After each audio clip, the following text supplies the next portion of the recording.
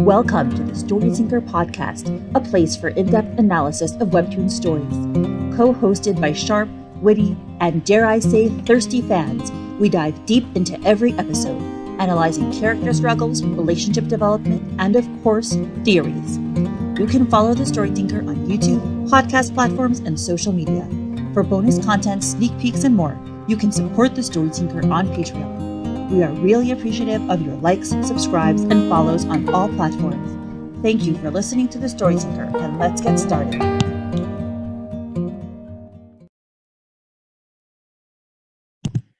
Hi everyone, and welcome to episode 57, Inconvenient Interference. And it's a nice double entendre with the word interference, which we'll see.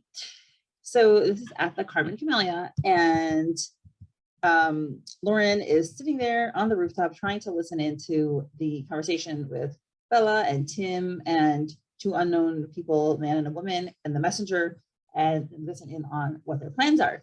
So she's sitting on top of the roof, see her little figure there, and she has the radio, and it's like, shh, and she hears, wait for the messenger. So, okay, she hears suddenly a crush, and then she suddenly sees the figure appearing, and it's the messenger, and she's like, where did he just appear? Because he looks like he's out of nowhere. So from here has started our theories, which Fwoot, you can go into this since this is your baby. Yeah, okay. This is like my child of a theory. So the tunnel system. If you look closely here, this is actually around the time when the tunnel theory became a thing. We were like, so probably came out of a tunnel or something. If you look closely at the panel, the messenger is standing in the middle of a bunch of circles, and it kind of looks like a plate has been displaced that he's standing over. Mm-hmm. So maybe he like moved it and crawled out of the ground. Mm-hmm. Like a slimy little thing or something. Emerging like a cicada after 17 years. I'm sorry, that was a weird analogy. It's kind of funny that he would choose to, or whatever, if it was a tunnel, right, that they choose to plant it right in the middle of a Zen garden. We're like, I don't know how he's going to step over those, ripples without disturbing it, but okay. Maybe this one is like paved. It's not, Yeah. maybe it looks like the design for the sand, but it's probably like stuck. Yeah. Gravel. Yeah. Mm-hmm. Something like that. Yeah, it is very pretty, I have to say. Someone who's trying to design my garden now-ish. Yeah, it's not hard. Anyway, totally irrelevant. Tunnel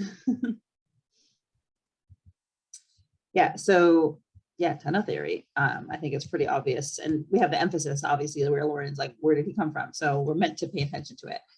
So he walks over to, the pavilion, slides open the door, thumps in. It's like very menacing, and everyone's just silently sitting there waiting for him. Yeah, like it's kind of like he doesn't even care to be like subtle or anything, because he's just like walks in like he owns the place, which who knows, maybe the Phantom Scythe do own the place. Probably, if they have a tunnel going to it and they feel safe meeting here. Yeah, and the framing also, he's just towering over everyone who's sitting there. So he's a lot of control. So Bella, of course, is like, and here comes our beloved messenger, which of course we know is ironic, but that's her. And a lot of people ended up having a Bella in the messenger ship after that. Oh my gosh! No, when Bella says beloved, y'all, she means it sarcastically. Yeah, I mean, I feel like half of Bella's dialogue is sarcastic. Mm-hmm. It's like, so the trick is like, what does she really mean? But you could kind of tell. She puts on, kind of like when Kieran puts on his like persona, she has hers as well. Yep.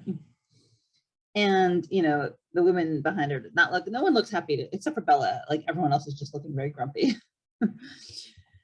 And he says, "Thank you all for coming tonight." His intimidating finger crossing. Mm-hmm. And of course, we have the two vases are just like really put in, in the picture. That's just one of my favorite things, because it's like, it's good for like framing the scene, right? Like he is the center of our attention, but then when the focus goes to the vases, okay, this is something to like remember that there are these two vases. And I knew exactly what it meant before. Really? And I'm very proud of myself. That's so smart. Yes. But yeah, that's for the next episode. Mm-hmm. And she's listening in, and he says, "For now, you have been granted mercy, but he will not be as forgiving of future failures. If this brings the police or the leader down on all our heads, none of you will be keeping yours." Ooh. Hey, guillotine. So fun. Yikes. Yeah, Lauren's expression is like very menacing as well here. But yep. And then the blonde man says, "The 4 morons who got arrested are out of the picture now. We have the next steps perfectly under control." Oh yeah, Mindy, that's Mr. Fleming's. Oh, whoops. Sorry. Oh, Ryan Fleming's. Ryan. Yeah. Sorry. Yeah, forgot. I hear I they mean- call him Mr. Fleming's or Ryan Fleming's. Like, His name is Ryan full? Fleming's, Mr. Fleming, same thing. Yeah. But he's not got like a very creative design, so it's like it's easy to forget him. Especially with the lighting, everything's a bit discolored. Yeah, sorry. It has been a while since I last read the Fleming's episodes. So, and he isn't so prominent a character. So yeah. I mean, I guess he is with the whole, the hotel room thing. That should be pretty memorable. Anyway, whatever. I forgot. Sorry. So he says, "The leader has already gotten, our project was almost exposed to the police. Nothing excludes that they could establish a common denominator between Trevor and the others. Leaders already gotten Purple Hyacinth involved." Once again, we have a throwback to the vases. So it's like, hint, Purple hint, hint. Hyacinth and the vases. You know, what could it mean? Who knows what else he suspects? The weapons imports was the leader's first plan. And now Tim asks a really good question. He says, "Do you really think he isn't already aware that 7 is trying to use it to start his own rebellion? The leader might be silent, but he's not stupid." Okay. I can't remember if this is where it's really like told that like Apostle 7 is trying to rebel against the leader. I thought that was Bella, right? Back in the 30s. Yeah, I think when Kieran was talking to her, right? Was that Yeah, that's she's true. like, yeah, that was back when we found out. So it's like Tim is actually not being stupid for once. We must acknowledge. Yeah, I think the worst part about going back and doing podcasts for like the older episodes is that I have to look at Tim's sake again. It's a shame. Well, he says, "It wouldn't be surprising if he finds out sooner than later, and then we'll be as good as dead." I'm like, you should have thought of that before joining this little like rebellion of number 7. That's, whatever. You know the consequences. And it's like, what is 7 waiting for? A sunny night to launch his coup d'etat? Which, yeah, sunny night, obviously not going to happen. And she Ulrid's scribbling furiously away. "Whether the leader knows or not is irrelevant as long as he cannot stop us. This secret operation was a high risk for all of us, especially 7. Okay, cool. So yeah, We're she's all writing just down. like, we gotta, if we die, we die. We all knew what we were getting into. Yeah. Oh my god, I just noticed something that like, okay, it's like one of the next panels. I'll tell you guys when I get to it. Okay. So, and he continues, "And he won't act until he's gathered all the necessary assets to overthrow the royals and the leader." And Lauren's just like, oh, it's so exciting. Oh, Scribbles okay. away all this So info. yeah, this is the panel.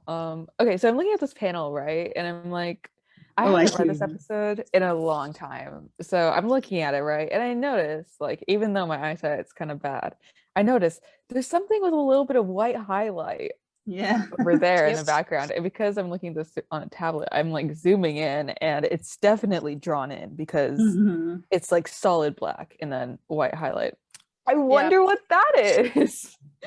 Because didn't like the last, I haven't read any of these in a while either. Like, didn't the last episode end with like an ominous figure on the rooftops in the distance? I can't remember if that's last episode or this episode because I think it might be think it's this episode. Yeah. I think I it's read just, that last night. I might check it after and see, but yeah. Yeah. And then the next panel zooms in. So we see that figure again. And then Oh. the next panel, here's Oh, Kieran. okay, so maybe I just forgot about this. Yeah. Mhm. I just want to say, I pointed this out at the time. I will point this out again. Okay, it's all pretty obviously who this is. We're not this. Yeah. So they're trying to be covert, right? Blend in with the shadows. Lauren's in all black, but this guy, he is in a bright ass red ass costume in the middle of the night, like with this. It's just like, Mm. bro, It's you dark have one red. job. Bella It's also dark. kills in heels, so I'm like, these two, like, they're good at what they do. They're just inefficient in how they do it, you know? I mean, if they're efficient at killing, no witnesses. It's like they gotta look good, Bundin, okay? Like killing is one thing, but it's not worth it if you can't look fly on the job, okay? Respect the drip. The drip is respected. Does look very good in red, I have to say. We know this from a later episode as well. He looks good in red. I Sorry. don't know what episode He's that giving is. the early 20s arc Lauren a run for her money. Mhm. Oh gosh, yeah. Oh, it's very dramatic. That pose is fantastic. It's so good. Also he has, usually he's very narrow, but here he has like, you know, some dimension, like his shoulders and the narrower hips. So he looks nice. The Dorito shape, yes. Yeah. And then he whooshes. He's gone.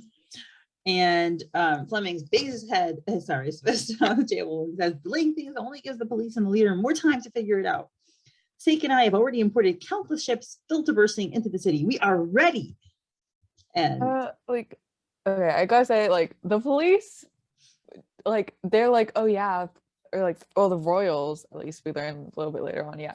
They're like, the BS are probably gonna do something sooner rather than later. But like for the police, it's kind of like, what do they actually do? Like, we don't ever really see them working on something like this until Lune gets involved. So like the APD is just super inefficient. So honestly, I don't think that they would be able to figure any of this out without Lune's help. yeah, they certainly don't give us any indication that they know anything about this. So now Cigar Lady says, isn't that funny? Seven concocted this mutiny because things weren't moving quickly enough for his taste. And again, you know, it's probably male. And now he's giving us the same excuses. And Bella says, there's a big difference between Seven and the leader. Our apostle doesn't bother with pretense. Who cares about a society without hierarchy or gaining equal rights and all that cute gibberish? So it's very interesting because now we know that Seven doesn't care anymore. Maybe he cared originally, but he doesn't care anymore about, you know, society and making it better. He just wants money and power. Yeah, this line has me thinking that like the leader still believes in like more of the original like ideas that Snapdragon was founded on. Well, although the leader is a lot more violent, of course, in how he still believes in like, you know, overthrowing the class hierarchy and whatnot, whereas, you know, the people below him have turned it into more of a play for their own status and for their own financial and material gain.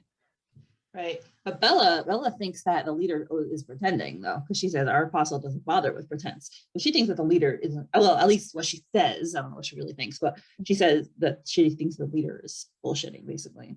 Yeah, like, because no one really talks to the leader besides like the apostles themselves, I'm kind of torn because I feel like, you know, the leader came out of what we now know is like a massacre, right? And so I think that they're using the class hierarchy, overthrowing that as an excuse to sort of take down the royals.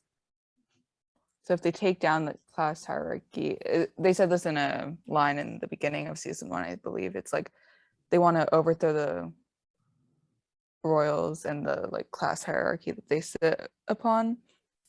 So I think the leader is kind of aiming for like 2 birds with 1 stone.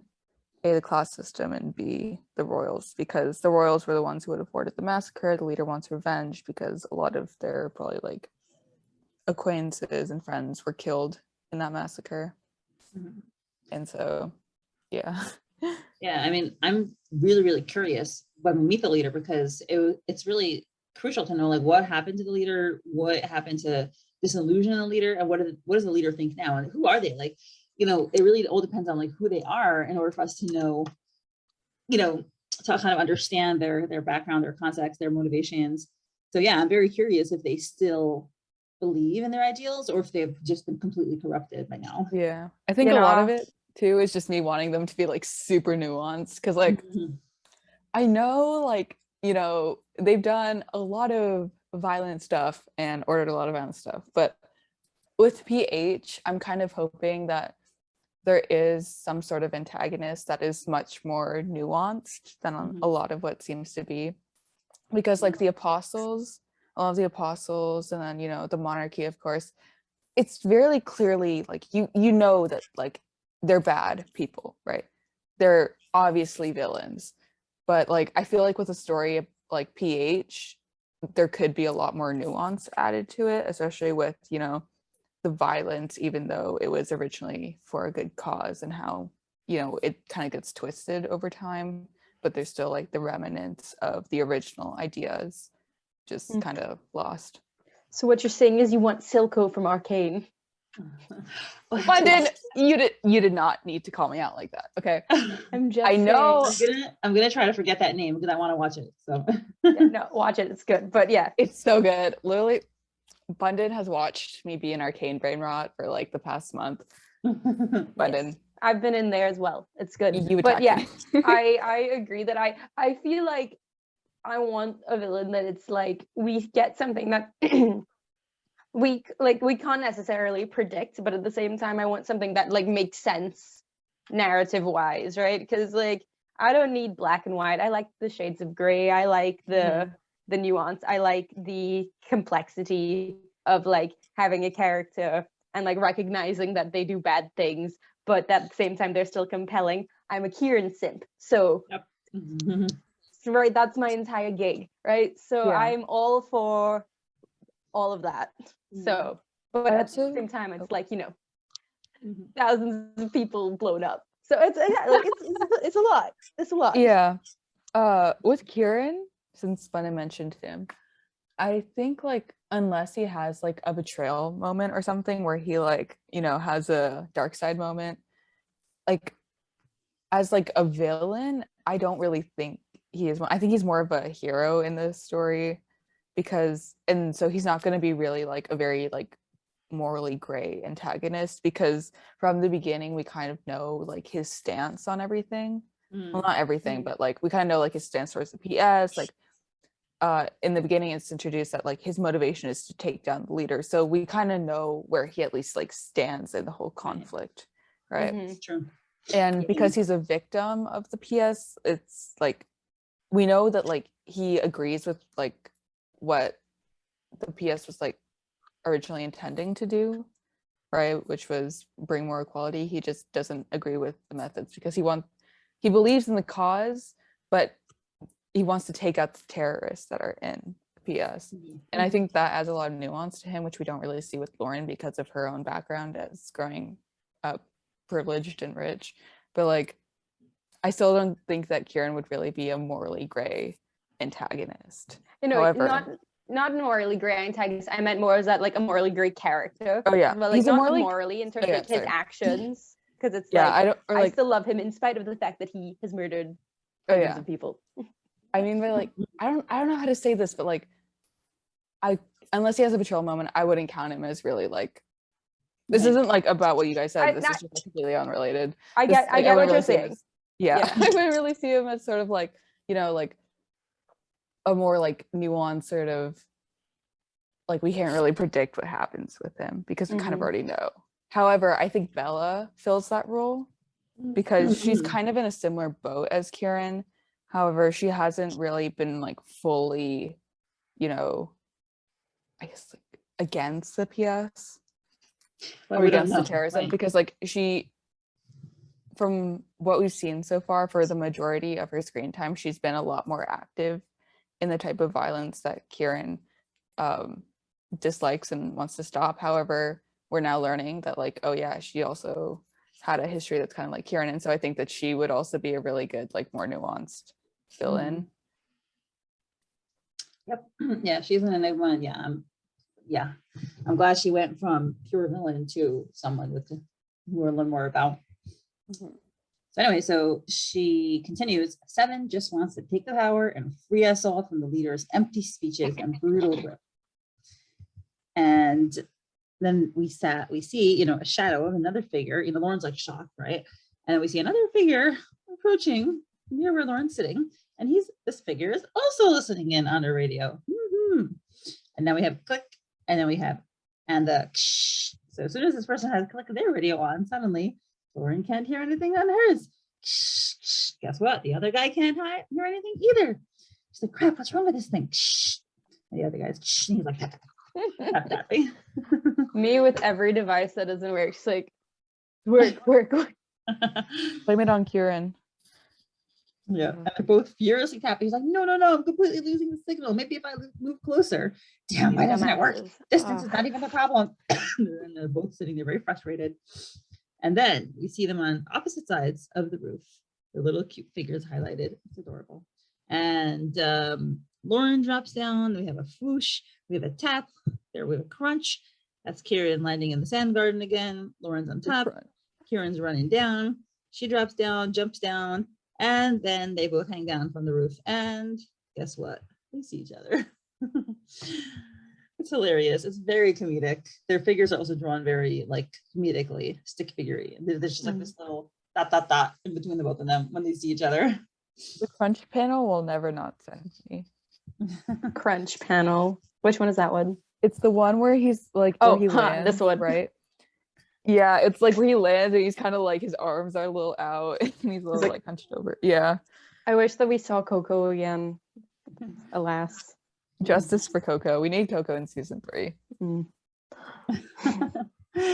Yeah, he can serve that. And then, Lauren pulls herself right back up on the roof. She's like, what was that? And she's in white and black because she's just shocked. And she hears a thump and and she leans back just at the right moment because a very sharp device, I don't know what it is. It's a ninja star. Ninja star? Yeah. I don't know the real term. I believe that is a ninja star.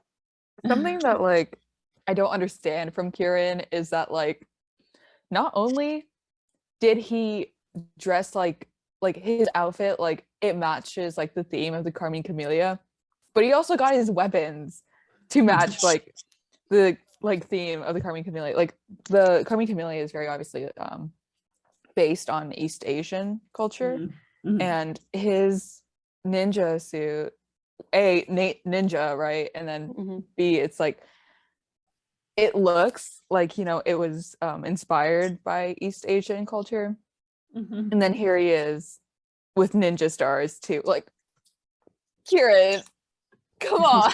At first I was like, why didn't he just stick with knives? But then I was like, you know what? That makes sense, because if they find evidence, like he's leaving all of his shit everywhere, all these stars and stuff, at least it's not something that he typically uses. So they can't really trace it back to him. It's like, there was reason behind that choice. Okay, I see you. It's just like fun, and I thought it was funny that like he doesn't want to be traced, right? But like he's also just making an effort to like he matches the scenery. Like it's like, okay, I can't use knives, so what else will I use? And he's like, oh, East Asian culture, let me pull out my ninja star. I'm trained with all the blades. He also has a katana, so he does have a katana, and I think he does use knives later on in this one. So it's like, I don't know, just variety. It's like, let's see more of what he can do. So I want to see Kieran use ninja stars more often. Like, come on, dude, don't use it just like just in this arc. They're good. Season 3 wish list number 1: have Kieran use ninja stars more. 2, Coco. Maybe by season 4, Kieran would have had so much character development that he picks up a machine gun. Are we getting a season 4? I thought it was only 3, but I don't know. Because season 2 was split in half. True. The season 2 is season 2 and season 3, which likely means that the original season 3 is going to be season 4. I see. That makes sense. Okay, yeah. Okay, so anyway, Kieran is using those ninja stars. Lauren's rolling. He's throwing like 3 of them down at her. Like, oh no. And she's running away, and there's a lot of like rooftop chase. He's running after her. She throws a knife back at him, right? Yeah. He avoids it by jumping up on the side of the roof. Fascinating. Very so cool. Extra. Right? Hardcore. And then he whacks her. She whacks him. Yeah, he like jumps up on the wall, like does like a flip thing, and then uses that to launch himself at her. She blocks with like her forearms. Very cool. Back Very to impressive. So he slams him. So he's no wait. She now is slammed against like the railway, and then he lands, and he has a knife. He is about. No. Yeah, it's very dramatic. It's a fisheye view. He's about to stab her. She blocks it with her arm, and she kicks him. And then they're just tussling with their wrists, and they're, of course, right over the railway, and then crash. They fall onto the next roof. The dagger is just like hanging out and flipping around, and then she grabs it and she pins him down. And then we see it's our beloved Kieran, and he snatches his mask off. He's sweating bullets, looking mighty fine. And she's like, Kieran, and he's like, what? Who? I What remember. were they expecting, really? Like, we knew it was Kieran and Lauren right away. Like, why didn't it be anyone else? These dumbasses, they have 0 brain cells between the two of them, like combined. They usually share the one, but the one is taking On his day vacation. off. Yeah. Yeah. Paid leave as he deserves. Been doing too much work. But I just remember, sorry, but I love this panel of him because Soph dropped this on her Instagram like during the off season. And like she had put text over like part of the knife so you couldn't see, but like the fandom like sussed it out. It's like, he's got a knife to his throat. And we're like, what? And then it's like, oh, you're right. And it's just like, what? Okay, yeah. okay. First of all, back in the day. I remember And that, but like smart ones. They've got the brain cells. Mhm. first, what I want to say is that like I did not like. How did no one hear them fighting? Because like they're crashing along the roofs. Like, did no one be like, hey, wait a minute, what is that? I have a theory. Sound We know walls. later, this is not much of a spoiler because it's literally the next episode. They do that over Lady A in the butler's rooms, and nobody takes them seriously when they complain about things because they complain about everything. That or like, restaurants like not doing too hot, a lot of unoccupied rooms, closets, and whatnot. So maybe it's just they happen to be over like an empty part of it or the kitchen or something. I don't know. Mhm. And then as for like the What Who panel, I remember like seeing this panel where I was like, it was like this panel dropped around the time that I really got into the fandom. And so I was seeing this panel, and for the longest time I thought it was Kieran in the cave because I'm actually blind and could not see that there was like fabric and light was reflecting off fabric, and the fabric was around his head, so it was probably a hood, and that he was probably lying down if the hood was being like laid out like that. I legitimately thought that he was in his cave, like and I'm like, are you serious? Hey, I thought for the longest time that Chandelier Man, when we first see him get murdered in like episode 6 or 7 or whichever episode that was, I thought that was one of the people who got murdered that night in like episode 2 or whatever for the longest time up until the end of season 1. So don't worry about it. When I came into contact with the fandom, they educated me and I realized that I was a dumbass. And that's okay. Yeah, everyone misses something. Don't worry. And we have our lovely Lauren and Kieran to inspire us, so we don't have to feel too bad. Yeah, they're completely shocked. Lauren snatches away her mask. She's like, "Of course it's you, god damn it!" And then they look at each other. I have to say, I was surprised that they were so sweaty because it wasn't such a long tussle, and we've seen them fight before, and they haven't been sweaty before. But I like the dramatic effect. First off, I think it's maybe because their faces were covered. They're all like covered up, and before that, they were like running on rooftops trying to like resituate themselves, and then Kieran did a backflip, right? Kieran did do a backflip. They fell over the top of a roof. Yeah. And I don't know about y'all, but like wearing a mask and doing like physical activity, you feel like 10 times more like in public. So I can understand how they feel a little bit. That being said, please wear your masks in public, everybody. Don't be like Lauren and snatch people's masks off too. Wait, I think they each snatched their own mask off, no? I thought she pulled his off. Yeah, she pulled his off. I don't think it would make pull off his own mask. Yeah, he's got black gloves he has on. black gloves and she's wearing gray gloves.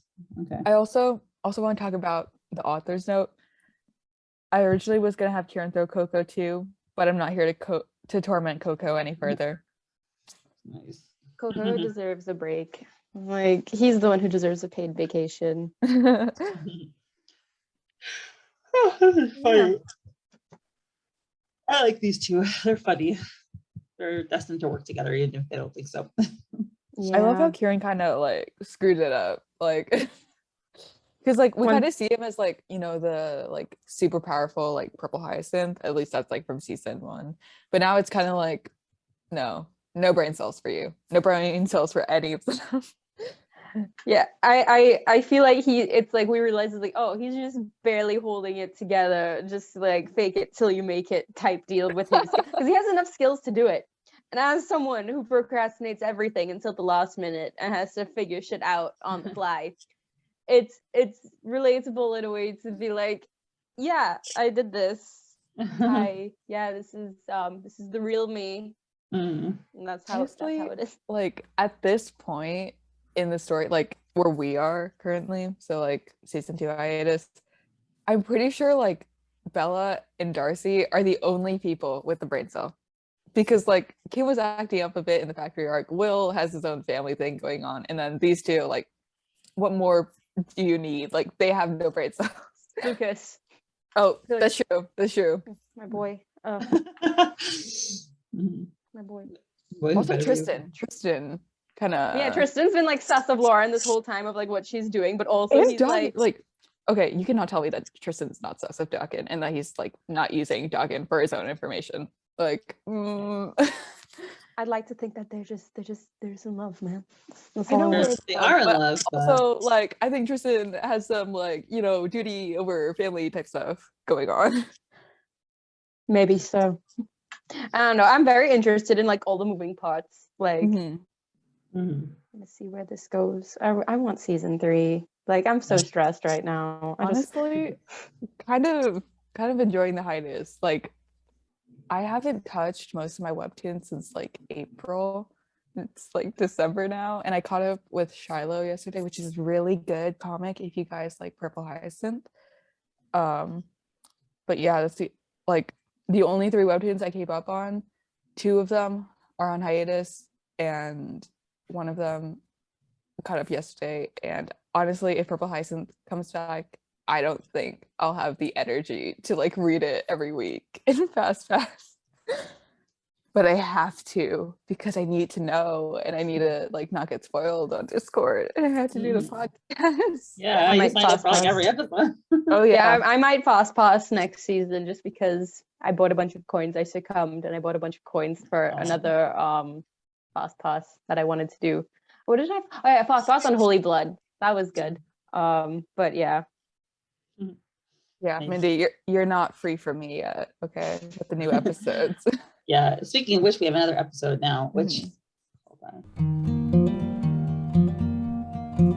Thank you so much to my current patrons: Susie, Lady Libris, Lily, Jenny, Haley, Maria, Molly, Veronica, Emily, Joe, Rochelle, Saucy Tuggles, Meg, and Rose, Priya, Alexa, Misty, Laura, Joanne, Patty, Jen, Emilda, Esther, I'm Watching You, Taurus, Poppy Seed, Marie, Jen, Emily, Jean, Jen, Erin, D, Kate, Lily, Beckett, and Duranda. Your support is truly appreciated.